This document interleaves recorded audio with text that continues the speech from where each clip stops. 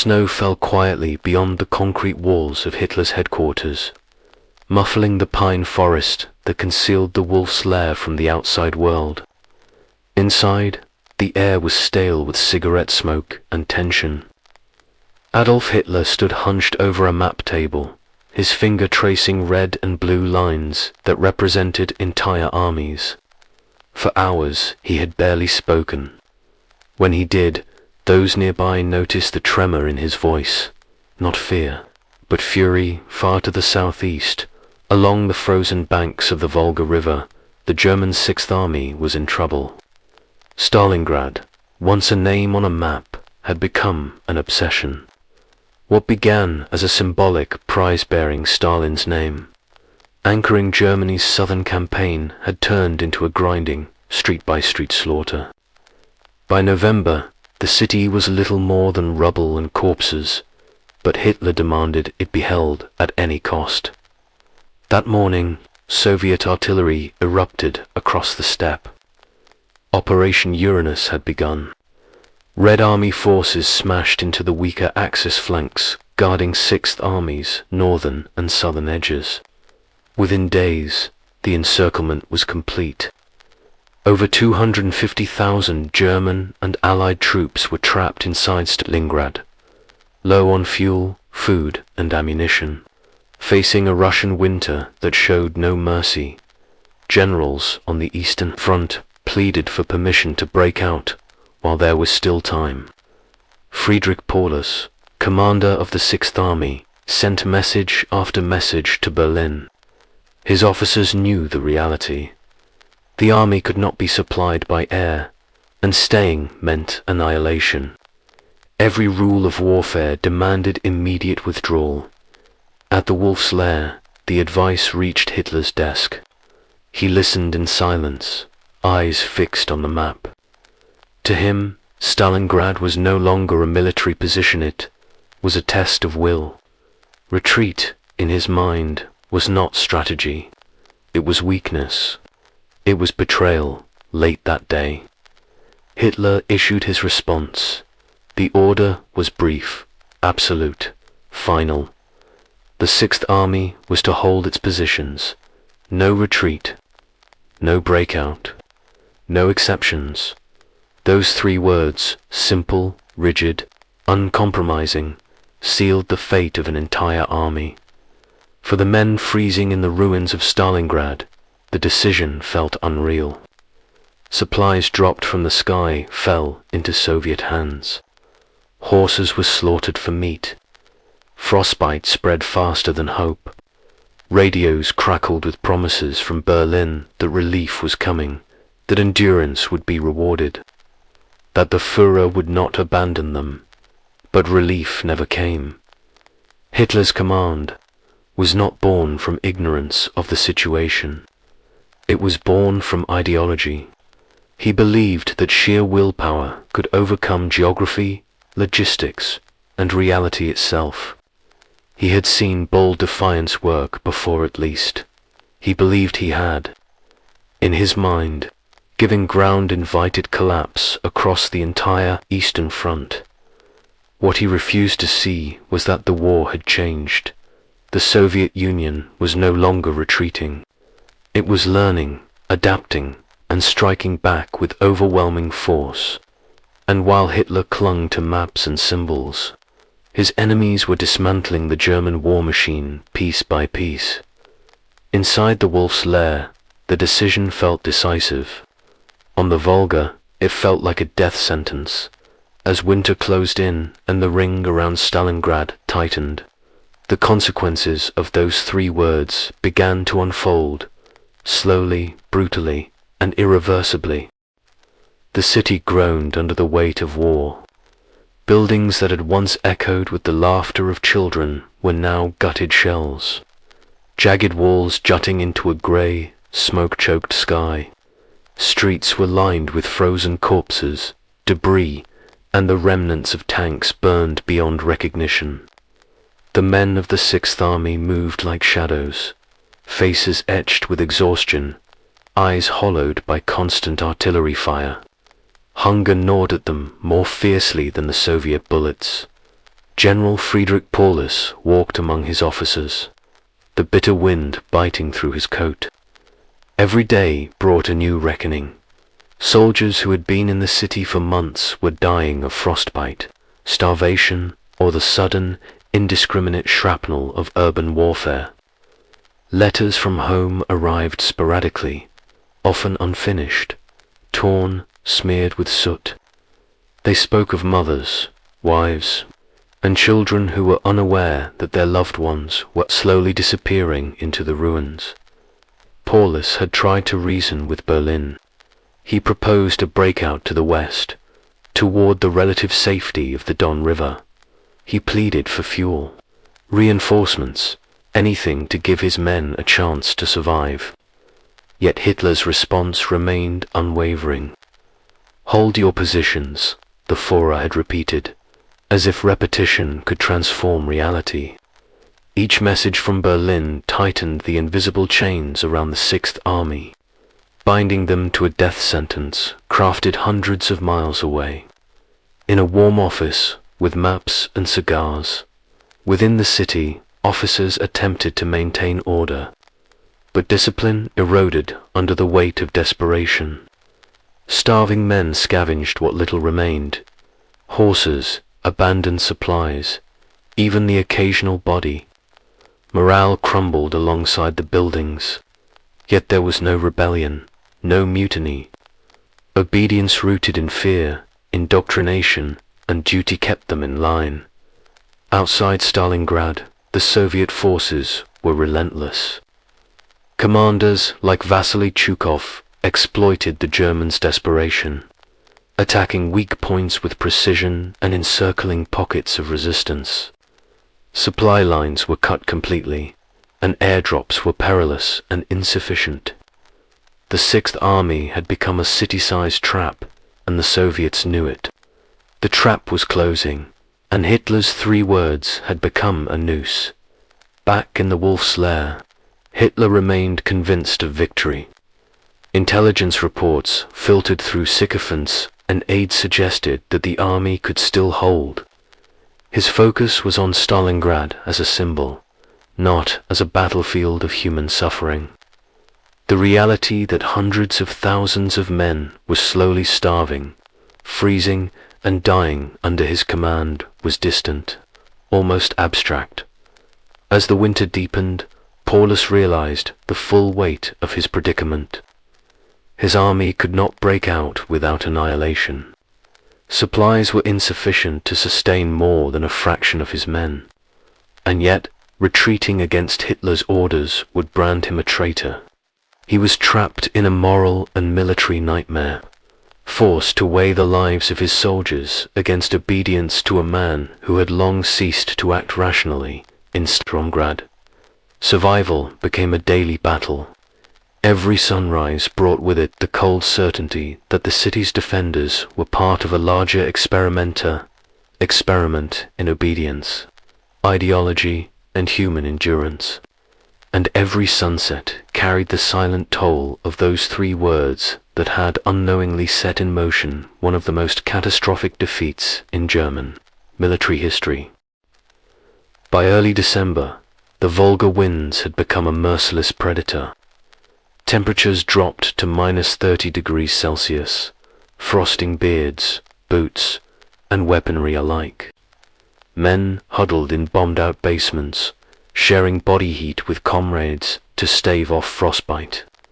Every breath fogged into the bitter air, a reminder that the Sixth Army was trapped not just by Soviet forces, but by the unyielding hand of winter itself. Food had become a memory. Rations were measured in scraps, a handful of grain here, a piece of horse meat there. Officers tried to enforce discipline, but hunger drove men to the brink of madness. Stories circulated of entire units consuming what they could find, even resorting to extreme measures to survive. The moral fabric of the army was fraying, yet the chain of command held. Brittle but unbroken, General Paulus convened with his senior staff in what remained of a once grand administrative building. Maps were spread across a table scarred by shellfire. "We are on the edge of annihilation," Paulus admitted, his voice low but steady. "Supplies will not last beyond a month. Relief is not coming. Yet Hitler orders us to hold." His aides nodded silently. There was no argument, only the shared understanding that their lives were now at the mercy of a single, distant man. The Luftwaffe made feeble attempts to supply the encircled troops from the air. Planes landed on makeshift airstrips, many shot down by Soviet anti-aircraft fire or swallowed by the icy winds. Each failed mission brought despair. Letters to families, now smuggled through in small bundles, carried grim truths. Men were dying faster than they could be accounted for. Hitler, meanwhile, continued to issue orders as if the Sixth Army was still an instrument under his control. He demanded not only that Stalingrad be held, but that Paulus launch counterattacks to relieve pressure elsewhere. The men on the ground had neither the strength nor the resources to obey. Yet the Führer's belief in their obedience and his refusal to accept reality only compounded their suffering. Within the city, small acts of heroism occurred amid the horror. Soldiers shared the last scraps of food with comrades, covered the wounded in whatever clothing remained, and risked their lives to rescue trapped civilians. These moments, fleeting and fragile, contrasted sharply with the relentless cruelty of circumstance. The human cost of Hitler's decision was becoming impossible to ignore. Soviet commanders, sensing the weakening German morale, intensified their assaults. Encirclement lines tightened, artillery barrages became more precise, and the winter air carried the cries of men fighting not just an enemy, but exhaustion, starvation, and despair. Hitler's 3 words, "Hold your positions," echoed through every ruined street, every frozen courtyard, every soldier's mind. They were a command, yes, but also a sentence. Even as December wore on, there were whispers among the Sixth Army that the situation might be salvageable.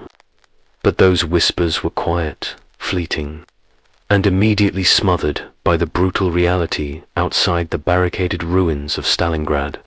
The city had become a crucible, testing the limits of endurance, obedience, and the very notion of human survival. The new year brought no relief, only deeper frost and despair. The city was unrecognizably labyrinth of collapsed buildings, smoldering ruins, and streets coated in ice and blood. Each day, the Sixth Army shrank in numbers as men succumbed to starvation, disease, or the merciless winter. Frostbite claimed hands and feet, and in the frozen silence of the ruins, the groans of the suffering became almost ordinary, almost expected inside a bombed-out command post. General Paulus walked through rows of his officers. Their eyes were hollow, their uniforms tattered and blackened by soot and mud. Discussions of strategy had become almost meaningless. Orders could not create supplies, nor could discipline restore warmth or strength. Each officer knew the grim reality. Survival was no longer a guarantee. Obedience, a fragile lifeline. Hitler's unwavering stance continued to dominate every decision. From the Wolf's Lair, he issued ultimatums and expectations that were impossible to meet. Paulus had been promoted to Field Marshal weeks earlier, symbolic gesture, widely interpreted as Hitler's subtle suggestion that Paulus should consider suicide over surrender. The implication hung over the city like an invisible shroud, a psychological weapon as potent as any artillery barrage. Meanwhile, Soviet forces intensified their encirclement. General Zhukov orchestrated relentless attacks designed to exploit every weakness in the German lines. Isolated units were systematically destroyed, and each attempt to counterattack failed, leaving more men stranded and demoralized. The German Sixth Army was no longer a fighting force. It was a slowly disintegrating mass of human suffering, trapped under the weight of ideology, winter, and strategic hubris in the frozen streets. Soldiers began to whisper about their fate. Letters home contained euphemisms, small lies to protect loved ones from the full horror. But in private conversations, men admitted the truth. Many would not survive. Yet, the chain of command remained intact. Soldiers obeyed. They moved when ordered, fired when capable, even as hunger clawed through their bellies and frost stiffened their fingers. The discipline that had once made the Wehrmacht formidable now bound them to a slow, inevitable demise. Paulus, aware that surrender was looming, yet forbidden, faced a torment that no battlefield had previously demanded. To defy Hitler was treason. To obey was near certain death. He moved among his men with the heavy weight of responsibility pressing on him. The three words that had started this chain of destruction echoing relentlessly in his mind: "Hold your positions." Outside the ruins, Soviet artillery fire continued unabated. Each explosion sent walls crumbling, corpses scattering, and morale further plunging. The city itself seemed to weep under the weight of the siege, a monument to hubris and human suffering. For Hitler, Stalingrad remained a symbol. For Paulus and his men, it had become a tomb. The winter of 1943 was not yet over, and the fate of the Sixth Army, bound by obedience to a distant dictator, teetered on the edge of catastrophe. Every day that passed, the consequences of those three fateful words tightened like a vice around the city, around the soldiers, around history itself. The dawn of January 31st revealed a city transformed into a frozen wasteland of death and ruin. Smoke from collapsed buildings mingled with frost, creating a surreal grey haze that hung over the streets like a shroud. The Sixth Army had been reduced to a shadow of its former self. Less than a quarter of its original strength remained. Men moved slowly, their bodies ravaged by starvation, frostbite, and exhaustion. Some had lost entire units to the relentless Soviet and others were haunted by the faces of comrades who had simply vanished in the night. Inside the remaining command post, General Paulus held a council with what officers were left. Their faces were hollow, their voices low, words weighed with the impossibility of the situation. Supplies were exhausted. Artillery ammunition had dwindled to near zero. Even the Luftwaffe's meager airdrops were ineffective, often lost to Soviet fire or buried in the snow before reaching the men in desperate need. Paulus had no illusions. The Sixth Army could not survive another week in its current condition.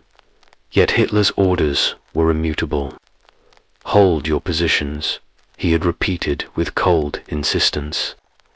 Any suggestion of surrender or breakout was met with fury, dismissive intelligence, and threats of retribution. Hitler's ideological obsession with Stalingrad had blinded him to reality. In his mind, the army's endurance would be a testament to German willpower and superiority. In Stalingrad, it was slowly becoming a monument to human suffering and despair. The men of the Sixth Army were caught in a moral and practical nightmare. Obedience meant near certain death. Rebellion meant dishonor and execution. Soldiers scavenged for warmth, huddled in collapsed buildings, and rationed what little food remained, often sharing with the weakest to keep morale barely intact. There were moments of grim humor, fleeting camaraderie, and quiet heroism. But these were overshadowed by the crushing weight of survival against impossible odds. On the outskirts of the city, Soviet forces continued to tighten the encirclement. Chukhov's strategy had been meticulous, calculated to exploit every weakness of the Germans. Pockets of resistance were systematically crushed, and artillery fire ripped through what remained of the urban landscape. The city itself seemed to respond to the horror, its streets echoing with the cries of the dying and the relentless rumble of siege. Paulus, now a figure of both authority and despair, understood the irreversible consequences of Hitler's command. His army was no longer capable of coordinated maneuvers. Men were dying in their sleep from starvation and cold. The harsh reality was clear. The Sixth Army could neither fight nor flee.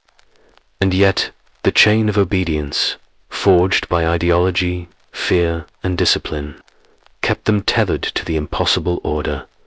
In Berlin, Hitler remained detached from the human cost. To him, Stalingrad was a chessboard, the Sixth Army mere pieces. To the men trapped within, every day felt like a countdown toward death, toward surrender, toward history's judgment.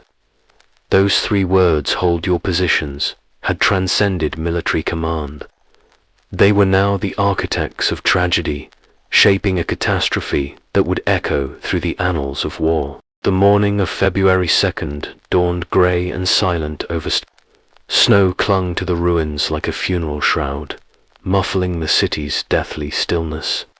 The once proud German Sixth Army, encircled and hollowed by weeks of starvation, frost, and relentless Soviet attacks, was no longer an army in any meaningful sense. It was a shadowman wrapped in tattered coats, faces pale and gaunt, hands frozen stiff from the cold. Hunger had hollowed eyes and hollowed hope alike. General Friedrich Paulus, now a field marshal in title only, walked through the remnants of his headquarters. His officers' faces mirrored his own grim resignation. Supplies had vanished entirely. Communication with Berlin was sporadic and mostly symbolic. No relief was coming. Every message from the Führer reiterated the same impossible command: hold, endure, survive. Three words that had become an unbreakable chain linking the men to their fate. Outside, Soviet forces advanced with methodical precision. Encircled units surrendered in small groups, frostbitten and exhausted, knowing that resistance was meaningless. Soldiers who once marched with pride now staggered, clutching rifles that had long since run dry. Every street, every ruined building was a testament to human endurance pushed to its limits and beyond.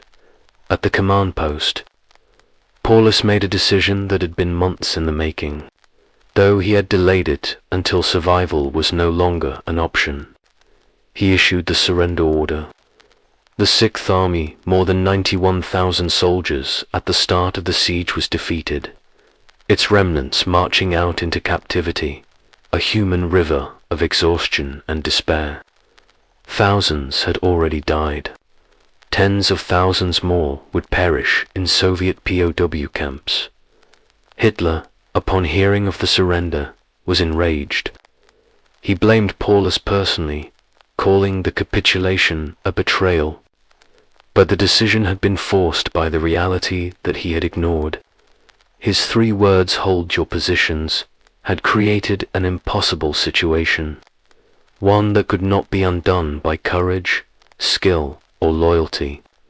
The pride and ideology that had compelled obedience had instead orchestrated disaster. Stalingrad became a symbol far beyond the shattered buildings and frozen corpses. It was a turning point, a demonstration that blind obedience to a single, inflexible command could annihilate an army and shift the course of a global war. The human cost was staggering, the moral questions unanswerable: duty versus survival, ideology versus reality, obedience versus humanity. Hitler's obsession had blinded him to reality. Paulus' obedience had bound his men to fate, and all of it every frozen death and shattered family, traced back to 3 words that echoed far beyond the ruins of a single city. Hold your positions. The fall of Stalingrad marked not just a military defeat, but the beginning of the unraveling of the Third Reich, turning point defined by the consequences of rigid command, the limits of human endurance, and the profound tragedy of those who followed orders to the letter. Even unto death, history would remember Stalingrad, not only for its brutality, but for the lesson it carried, that sometimes a few words spoken with authority, uttered without compromise, can change the course of a world. This is where the story of the 3 words that cost Hitler the war reaches its somber conclusion.